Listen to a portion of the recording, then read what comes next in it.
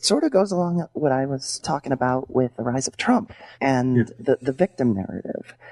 Mm-hmm. And a majority of the white Christians in this country believe that they experience persecution and racism. And, we'll get into it more specifically, I'm sure, but a lot of those movies are based around the ideas that, just being a Christian means you're up for attack all the time and you're persecuted against and everybody's against you. And when you can convince a bunch of people that that's what's going on, you peddle out movies that have that narrative to it, of course they're going to eat it up.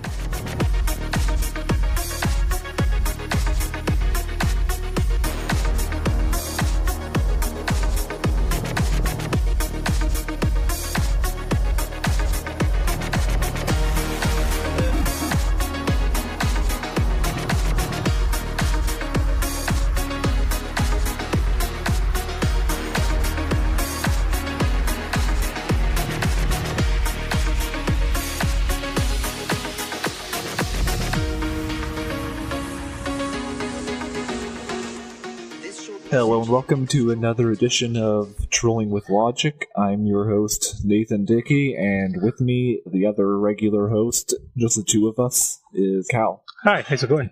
On this episode, we are thrilled to be joined by Marissa Alexa McCool, 2017 graduate of the University of Pennsylvania with degrees in English, anthropology, and cinema and media studies. Marissa is also an LGBT rights activist and speaker, host of multiple podcasts, including Inciting Incident podcast, and author of 5 books, including The PC Lie and the novels False Start and Voice in the Dark. She won 2014 Keystone Award for Excellence in Journalism and the 2015 Audience Choice Award for her film Permanent Solution, focusing on the struggles of suicide survivors. And so she's just an all-around awesome person and one of my favorite people, so I'm personally thrilled to be finally speaking to you. Welcome to the show, Marissa.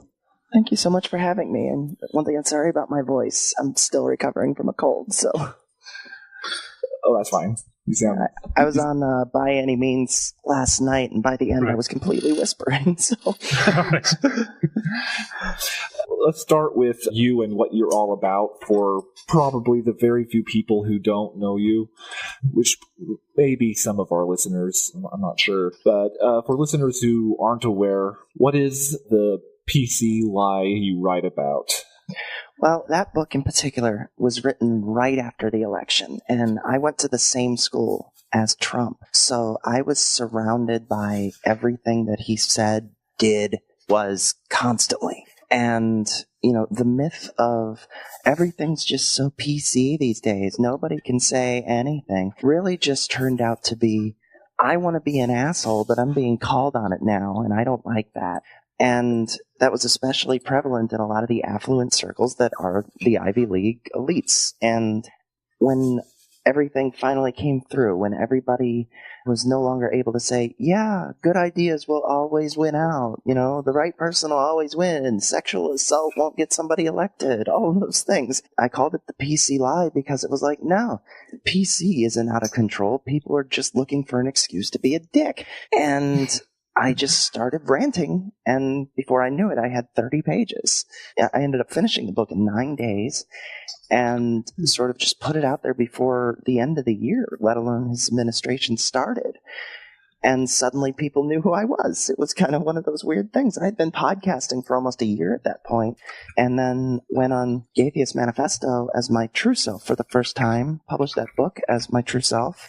And the whole process, in like a month, I went from like 20 people knowing who I was to all of a sudden pretty much, skeptic podcasters and book readers and my own podcast listeners for that matter. It just kind of happened overnight, and I haven't looked back since. I believe I remember reading on your website that you've reached 30,000 downloads, and probably more at this point since that page was written. I do get a fair amount. It varies, of course. I think my total downloads are in the 400,000 range.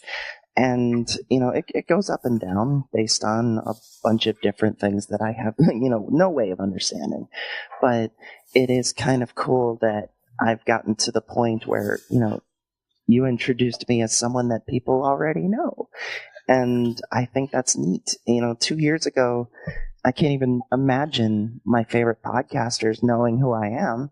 Mm-hmm. And then just because I donated, a Patreon to the Skeptocrat, he then calls me the friend of the show and legend, Marissa McCool. I'm like, is there another Marissa McCool? Who are you talking about?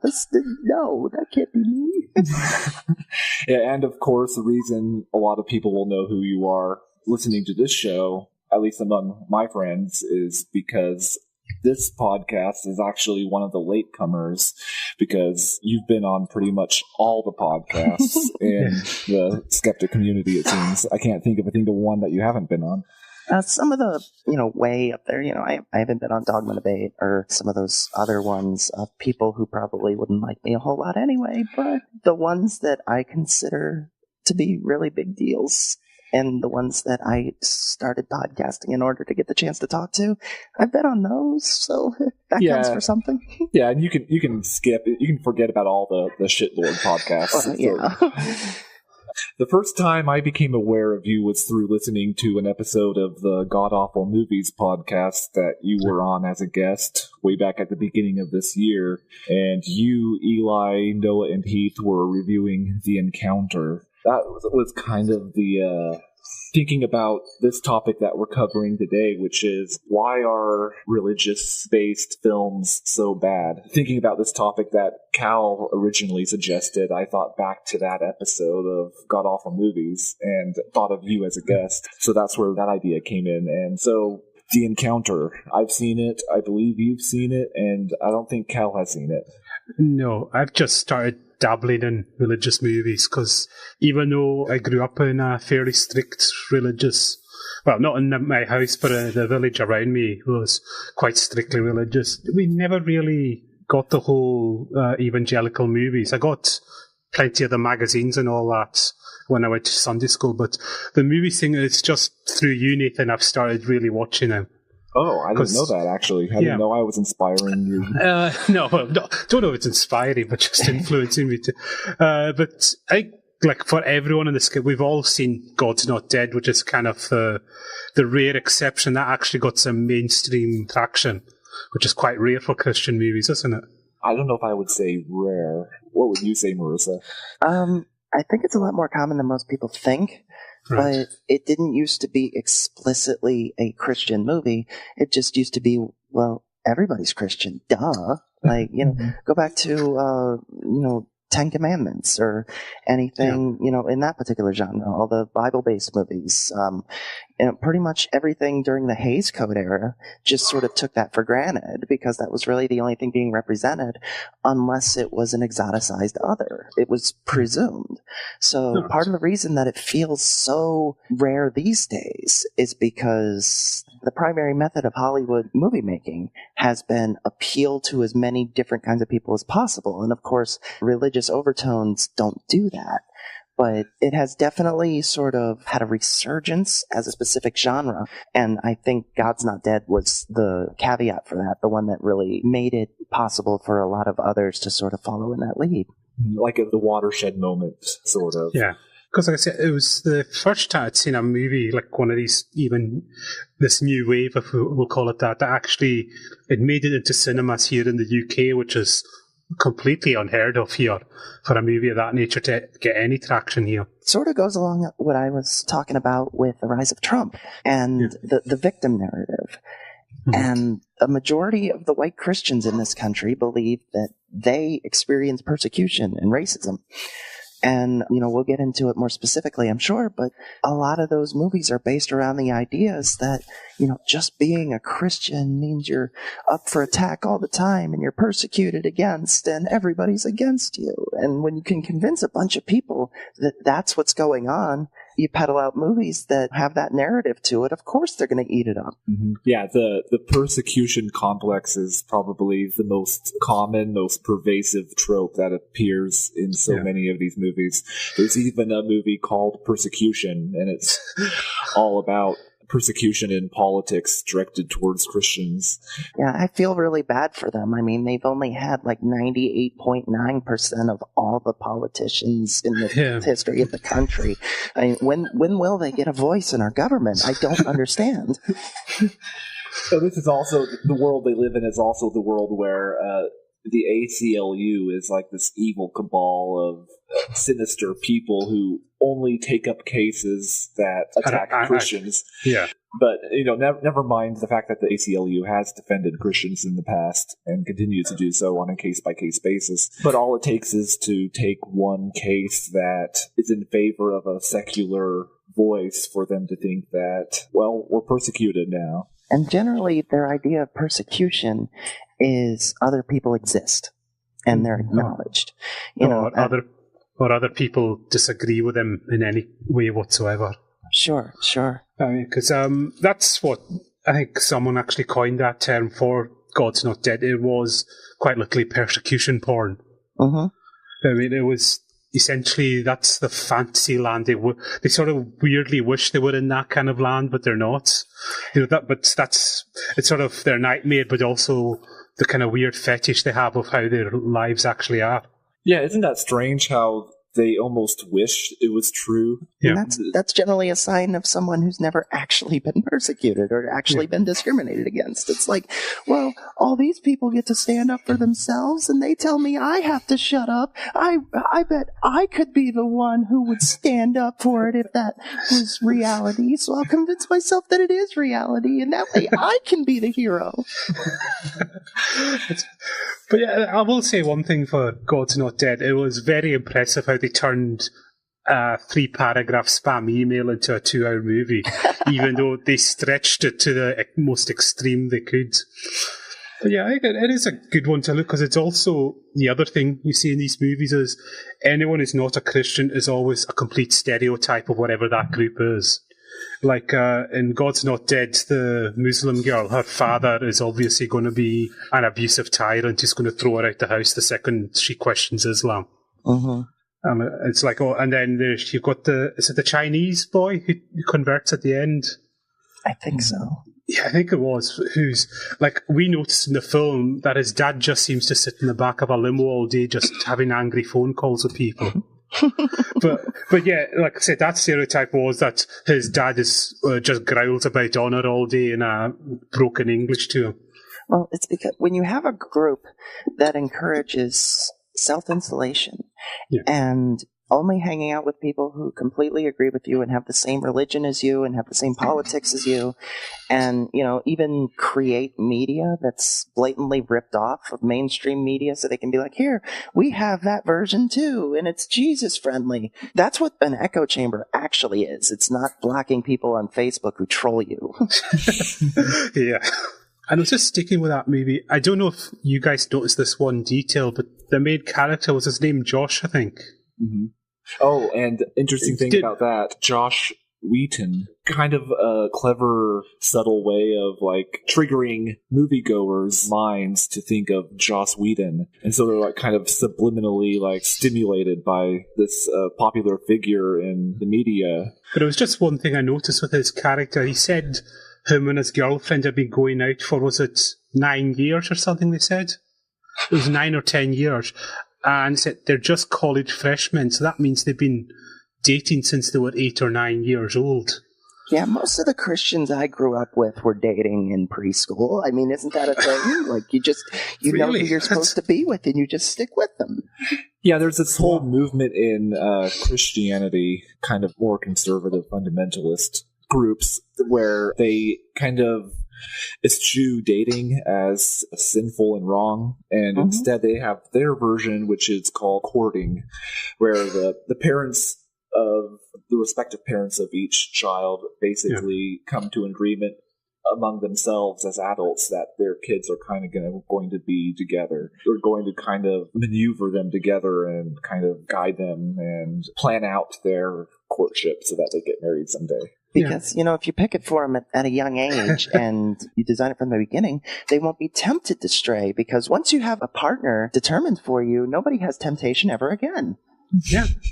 Yeah, when you hit puberty, nothing changes at all. That's right. No, but that's like this. I think myself and Nathan, we've discussed these tropes with our parents in Christian movies and how it's really, well, all characters in Christian movies are really bizarre and extreme, but I've noticed, like, with dads, they either tend to not be there, and that's for the mom to get exasperated with her teenagers that they're so rebellious, and then there's always the threat when dad comes home, he's going to sort you all out. I've seen that. That's quite common, that, isn't it? Mm-hmm. Yeah, that trope that you just brought up was explicitly in Rocket's Your Decision, which we reviewed on the show a while back, which was actually one of the older examples of Christian filmmaking. But it comes up quite a lot, like the moms can never control their children in any way whatsoever. And of course, the moms are also completely compliant to whatever the dad says or does. Well, and to use the encounter as an example of the opposite of that trope, which is the woman is not only angry at her husband, but is written by someone who has obviously never spoken to a woman. Because, once again, to refer to that episode, like every piece of dialogue might have just been, "I'm a woman. I like woman things. I'm angry." Yeah, so they kind of tried to mix it up a little bit with that one. That movie, The Encounter, and that kind of dynamic between the couple, and how the woman was kind of domineering over the man. Yeah. That's the extent to which Christian movies consider themselves edgy. It's 2015. It's time for us to get edgy and maybe have the woman speak over the man. That's their idea of kind of going over the top a little bit and shocking their core audience. And of course, women being assertive in any way is the villain, or the thing that needs to be fixed. Yeah. And that, interestingly enough, alludes to a lot of the film noir that came out after World War II, where you had the femme fatales and the emasculated man as a main character. And, that was a lot of the commentary on, people who had to flee Europe and people who had to flee the Holocaust, is that at the time they felt emasculated because there were these shadowy figures running around and you never knew where one could be. And then there was this woman who turned her back on you.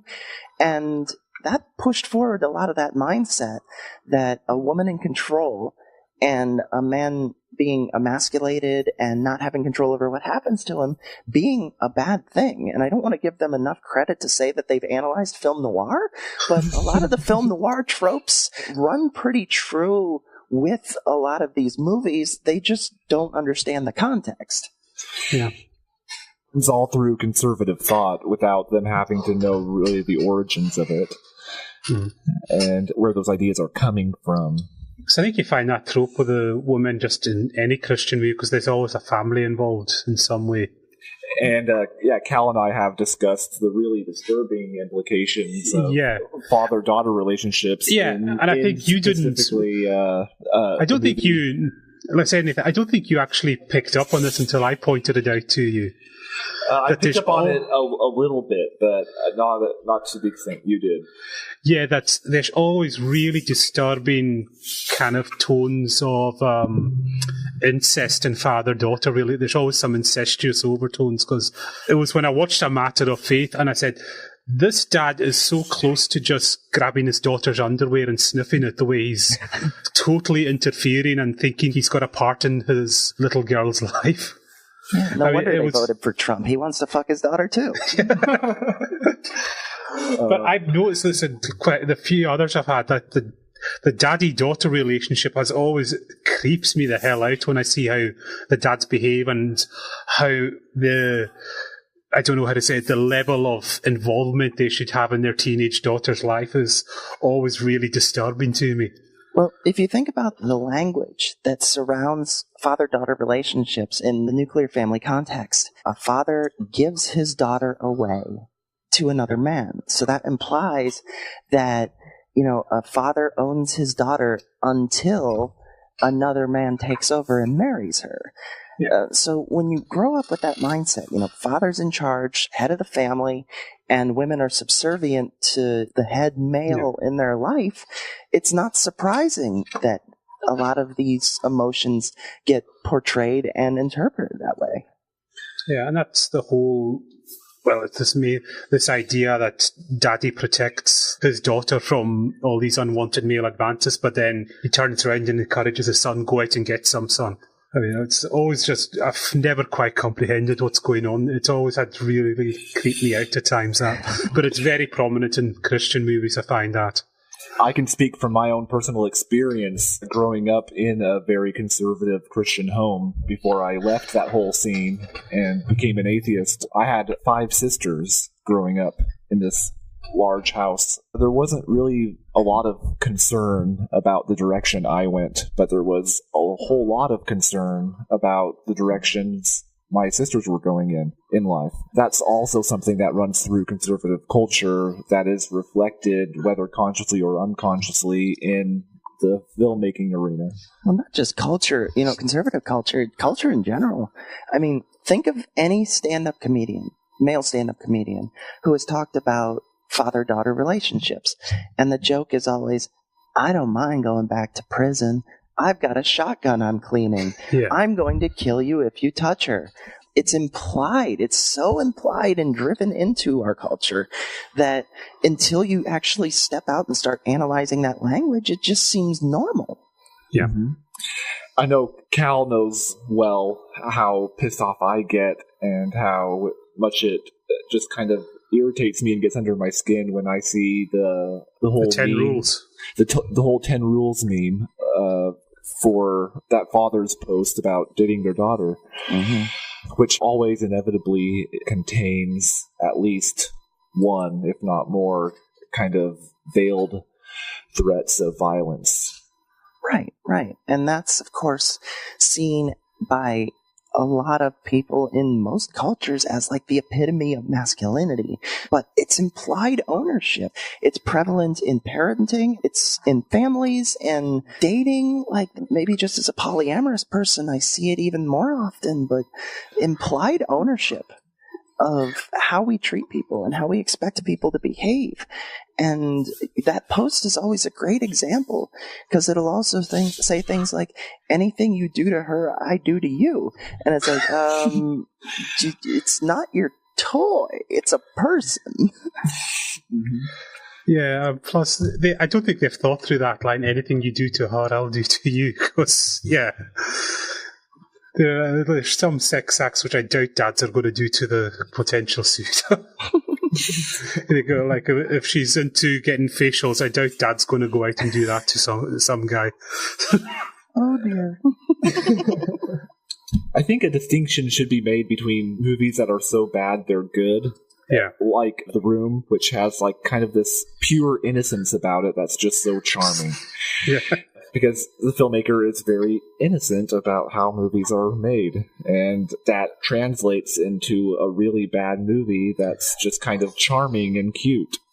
And then there's movies that are just so bad that they're just fascinatingly weird.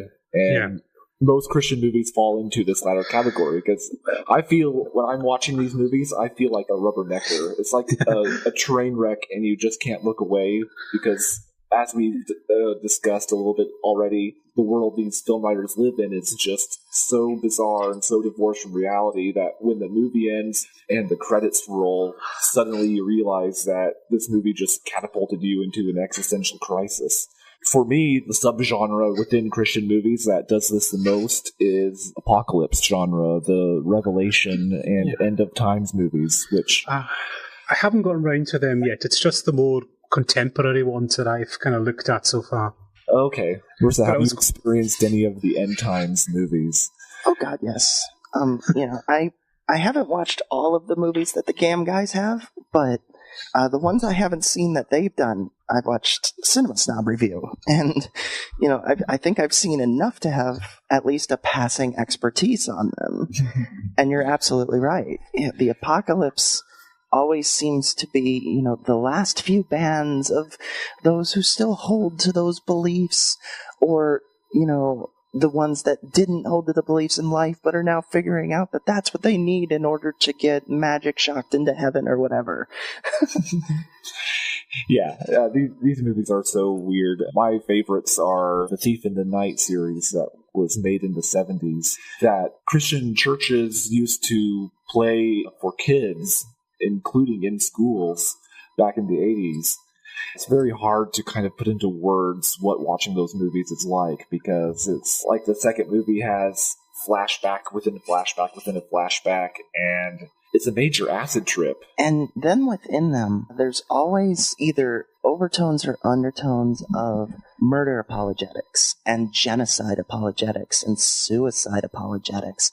And, once again, I covered those on The Encounter because suicide apologetics especially was one of the things that led to me coming out at Penn, because I screamed it in Hate Pastor's face, who was talking about the reason for people committing suicide being that they accept LGBT people. So I tend to take that a little bit more personally, and maybe it's because I've never been religious, or at least never very long, that I don't have that cognitive dissonance of, I used to believe this, but now I don't. I just see it and go, there are people who believe this and genuinely believe that that's reality. And then, we wonder why people get bullied. And maybe it's because some people try so hard to stand up for their right to bully other people into a dehumanized position. Yeah, and that's where some of these currents that run through Christian filmmaking get really dark and really sinister, especially if people are unconsciously channeling them into their words and actions. Maybe I just noticed this because I was never there in the first place, and they have to set up the narrative in order to drive forth what little plot there is most times. But is anybody really sick of the trope of, who's Jesus? I've never heard of Jesus. Yeah. Oh my God, that is such a big one. That really gets me going. Anyone outside their tiny little church has no clue about they've never heard of the Bible or anything like that.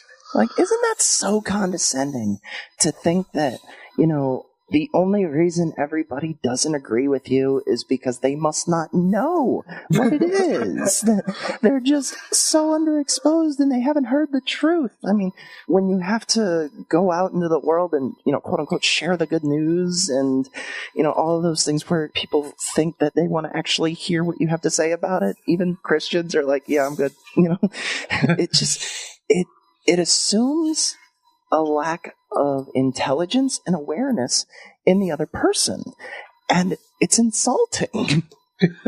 That kind of comes through in God's Not Dead Again, where the evil atheist professor is essentially has his atheism destroyed by a freshman because he kind of manages to bring the professor to the point of an emotional breakdown, where he admits that the only reason he says he doesn't believe in God is because he's angry at God, because he secretly does know that God exists. Mm-hmm. Yeah. And that's what they believe about us. That's what they would like. I think that's what they would like it to be, because it makes it easy for them then.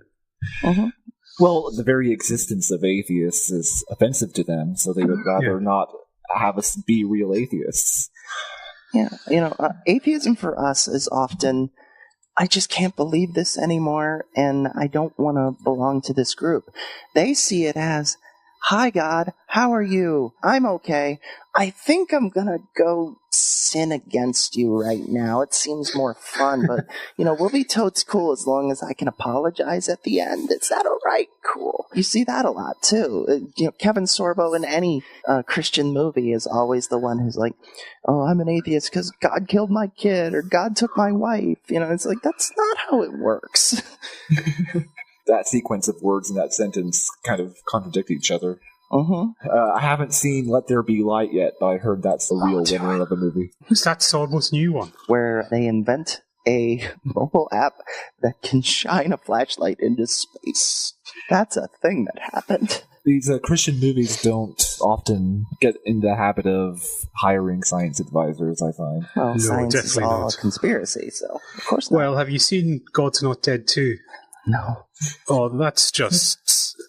It starts off and as the court case just suddenly flips into just arguments for God's existence. I'll correct you a little bit there. Yeah. The court case starts out as a legal case about mentioning Jesus in public school. Oh, yeah, because that's one of their fantasies, that you can't even say Jesus or Christian or anything like that in school. Think of that comic that always goes around, like, God, why did you allow that to happen in school? Sorry, I'm not allowed in school. Yeah. And in that movie, the court case flips and becomes about arguing about the historicity of Jesus. Oh, that's what it is. I thought it was the existence. Well, but they also make that the existence of God as well, don't they? A little bit, but it was kind of their whole thing was the first movie kind of dealt with the existence of God, and the second one kind of dealt with the existence of Jesus, because of course they're just assuming that God equals Jesus, and they're not bothering to present a case as to why this God they're arguing about is necessarily the Christian God. But in reality, it was just a way for them to shove in cameos from kind of well-known apologists. Oh, yeah, at least Drobel. That is, because they just get a series of apologists to get on the witness stand and deliver the quotes from their books, essentially. Another one, and this isn't just in Christian movies, this was in movies in general in like the last 20 years, more so in like the late 90s and early 2000s. Working is bad. If you have a job, you're spending time away from your family, therefore it's bad. The best example of this is a Hallmark movie called The Christmas Shoes, based on that awful song. And like, you know, the guy is a lawyer who's working to help farmers not get kicked off their land, and they treat it like he's molesting children for profit. Like, I'm sorry, we're not important enough to you. You know, you just have to go to work all day. It's like Liar, Liar. That's probably a popular film example where it's like, oh, I have to work. You son of a bitch. Oh yeah, I think I know what you mean. Like in any kind of Christmas movie, the father is always working on closing the big deal, and he's forgotten the meaning of Christmas. Mm-hmm. Or some character is always too obsessed with their work, and instead of, this big deal could provide for the family for a while, it's always just they're obsessed with work and don't care about Christmas. Mm-hmm. Yeah, whatever happened to the Protestant work ethic? Yeah. Yeah. It's convenient how that ends up. Like, I notice this Christian movies take this to an extreme, but it's a thing in bad movies is they try so desperately to make their protagonists the good guys that they inadvertently just turn them into complete assholes if you watch the movie objectively. But they're not watching it objectively. Yeah, I know. You know, those movies are not mostly for converting people. They're for confirmation bias. They're for the people who are already converted and feel like they're the victims, or, you know, just don't want to see evil satanic Hollywood. So it makes sense that if you watch them from an objective point of view, you get different results, because it's honestly not meant for us. Because what I compare this to is, have you watched Star Trek? Vaguely. The Next Generation, the first season was notorious because the writer said, these have got to be the perfect humans, the example for everyone. But then they just bigged it up so much, they just became self-centered egomaniacs that were preaching to everyone constantly. And I find the same thing goes on in Christian movies. Then I watch Christian movies, and a lot of other atheists do, because it's so entertaining that we get this kind of feeling like, how are real Christians not offended or embarrassed by what is presented to them?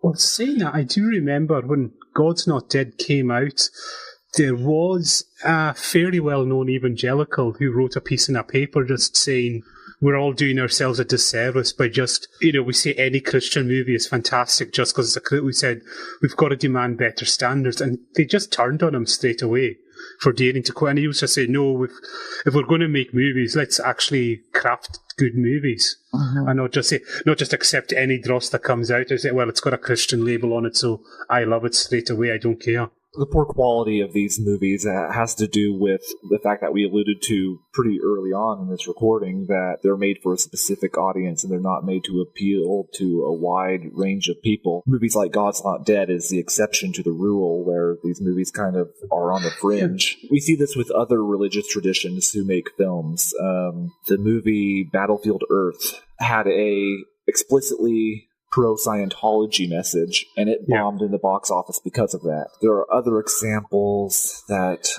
there was After Earth with Will Smith and Jaden. Mm-hmm. That had very strong Scientology messages in it as well, and that totally bombed. Yeah, the Book of Mormon movie that I think only a few hundred people ever saw, and everybody has forgotten about at this point. Well, and then there's one of our favourites, Nathan, is the Atlas Shrugged trilogy.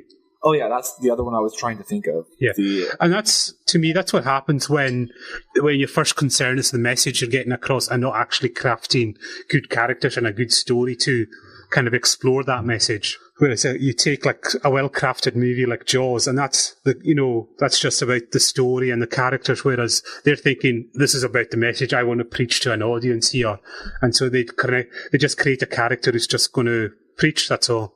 Mm-hmm. And yeah, the details don't matter. It doesn't matter that that's not what college is like. It matters that that's what they think college is like. When you're making a movie that's determined to be confirmation bias, of course it's going to be what they already think it is without any knowledge or research of it. Because trust me, I spent a long time in a college that a lot of famous people went to, and that is not what college is.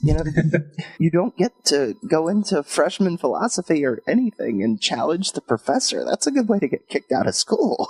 And the professor's not going to walk into the class and say, God's not dead, and write me an essay on that straight away. Right. They're going to present, like, hey, here's a philosophical question, defend it, or write something in favor of it. Use sources, but you're not going to perform it. You're not going to challenge the professor on it. Yeah. Most of the times the professors keep their own opinions at bay, and then just provide, hey, here's what's going on, write a defense of this, write something about it.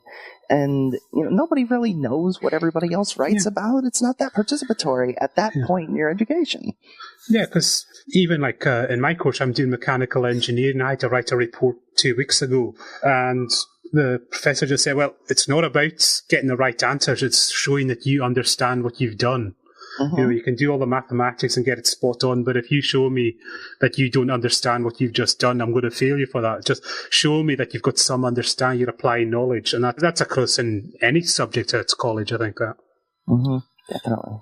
Yeah, and going back to A Matter of Faith and the picture of college that's presented in that film, I don't think a whole lot of evolutionary biologist professors are so threatened by the creationist worldview that they feel that they have to lash out and challenge some random student's father to university debate.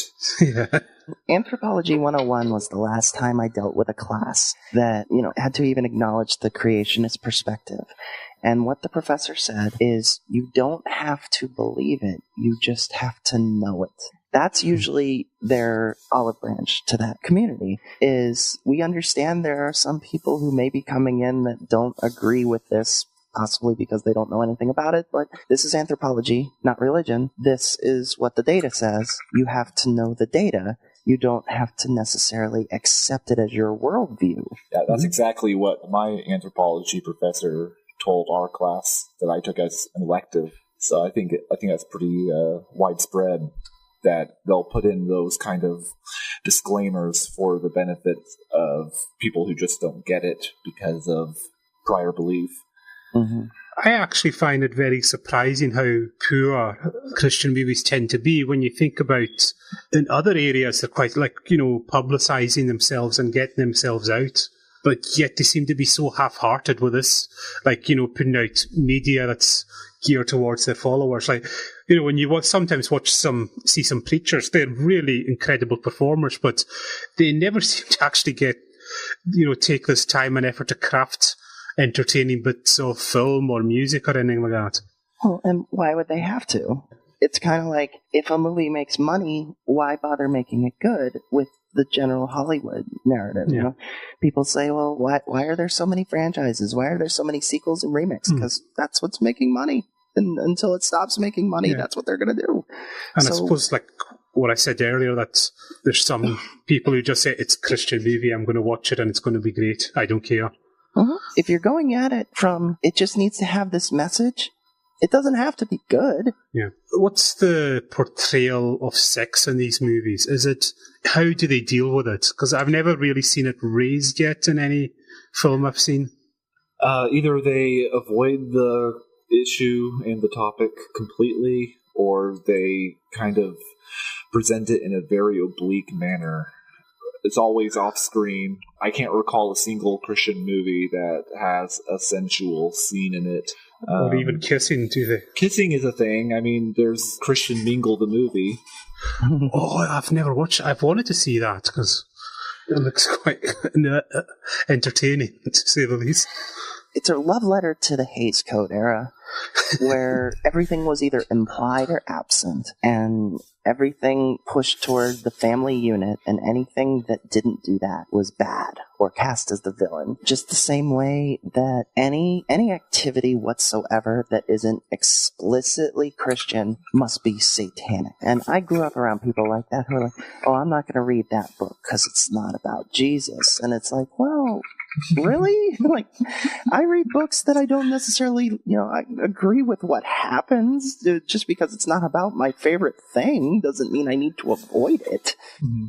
Going back to what we mentioned briefly earlier about Christian media kind of imitating secular media and like giving their audience a Christian version of these more mainstream genres. There was a Christian movie that came out a couple years ago, and I can't think of the name for some reason. It's escaping me, but it's a found footage horror movie. The whole premise is that a group of high school students are having a walk-in at their school, but a pornography demon attacks them in the middle of the night.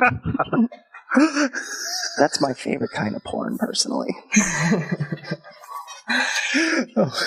Yes. And Cal, you like found footage, so this is probably one you'll have to watch. Yeah, well, I like found footage in the same way you enjoy Christian movies, because most found footage movies are just utter garbage in my view. Because I enjoy found footage movies to see what kind of stupid reason they come up for the person holding the camera for 2 hours like that. I think I asked you this before, but is there such a genre as Christian sci-fi? Probably. I can't think of anything specifically. Because I'm just kind of wondering how they would do that. Like, I'm talking about sci-fi, like going off and exploring planets. And yeah, I think the reason it's hard to think of an example is because it's very difficult to remain orthodox in any storytelling that involves other worlds, sentient beings on it. Or, yeah, because that would raise quite a lot of questions for them, wouldn't it? Mm-hmm. Mm-hmm. And a lot of the stuff that's futuristic or that takes place with a lot of intervention it's the apocalypse stuff, which they more or less base on Revelation. So I think that's the closest that they really get to that genre. Yeah. In my opinion, the Left Behind movies are probably their best attempt at a sci-fi narrative.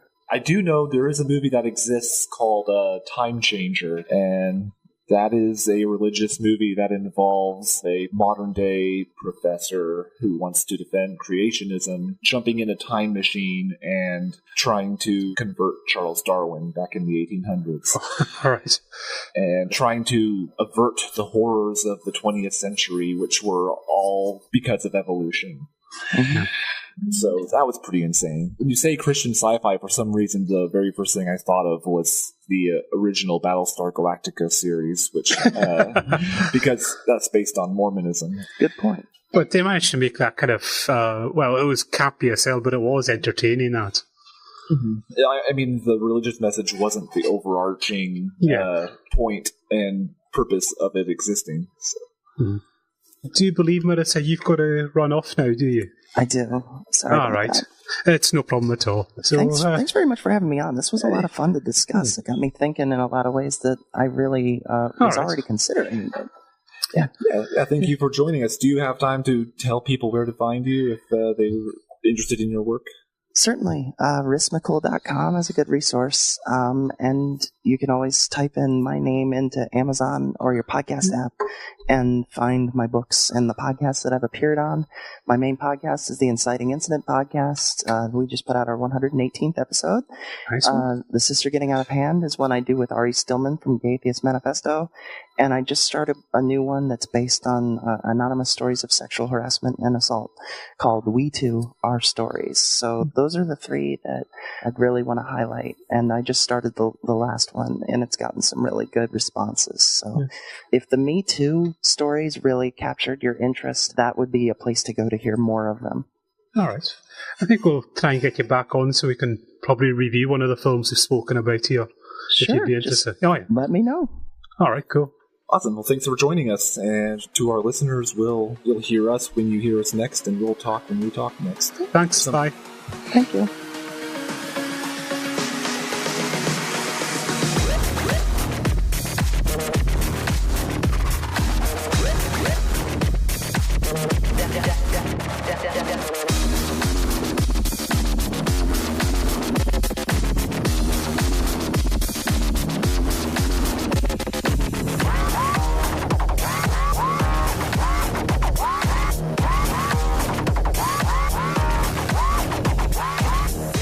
Thank you for listening to Trolling with Logic. If you enjoyed what you heard, please consider subscribing and telling others about us. If you absolutely love the show and can't get enough of us, please consider becoming a supporter of the show by becoming a patron on Patreon. You can also give a single-time donation via PayPal.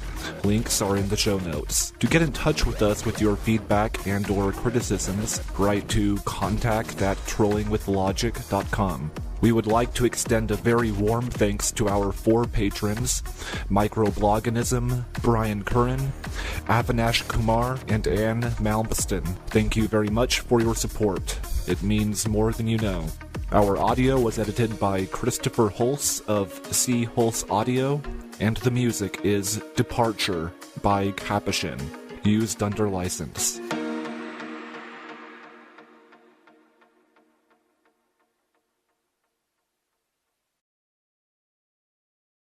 Prevalent in a lot of the affluent circles that are the Ivy League elites. And when everything finally came through, when everybody was no longer able to say, yeah, good ideas will always win out, the right person will always win, sexual assault won't get somebody elected, all of those things. I called it the PC lie because it was like, no, PC isn't out of control. People are just looking for an excuse to be a dick. And I just started ranting, and before I knew it, I had 30 pages. I ended up finishing the book in 9 days and sort of just put it out there before the end of the year, let alone his administration started. And suddenly people knew who I was. It was kind of one of those weird things. I'd been podcasting for almost a year at that point, and then went on Gatheist Manifesto as my true self for the first time, published that book as my true self, and the whole process in like a month, I went from like 20 people knowing who I was to all of a sudden pretty much, skeptic podcasters and book readers and my own podcast listeners for that matter. So I'm personally thrilled to be finally speaking to you. Welcome to the show, Marissa. Thank you so much for having me. And one thing, I'm sorry about my voice. I'm still recovering from a cold, so. Oh, that's fine. You sound. I was on By Any Means last night, and by the end, I was completely whispering. So, let's start with you and what you're all about for probably the very few people who don't know you, which may be some of our listeners. I'm not sure, but for listeners who aren't aware, what is the PC lie you write about? Well, that book in particular was written right after the election, and I went to the same school as Trump. So I was surrounded by everything that he said, did, was constantly. And, the myth of everything's just so PC these days, nobody can say anything, really just turned out to be, I want to be an asshole, but I'm being called on it now, and I don't like that. And that was especially better. It just kind of happened overnight, and I haven't looked back since. I believe I remember reading on your website that you've reached 30,000 downloads, and probably more at this point since that page was written. I do get a fair amount. It varies, of course. I think my total downloads are in the 400,000 range. And, it goes up and down based on a bunch of different things that I have, no way of understanding. But it is kind of cool that I've gotten to the point where, you introduced me as someone that people already know. And I think that's neat. 2 years ago, I can't even imagine my favorite podcasters knowing who I am. Mm-hmm. And then just because I donated, a Patreon to the Skeptocrat, he then calls me the friend of the show and legend, Marissa McCool. I'm like, is there another Marissa McCool? Who are you talking about? No, that can't be me. Yeah, and of course, the reason a lot of people will know who you are listening to this show.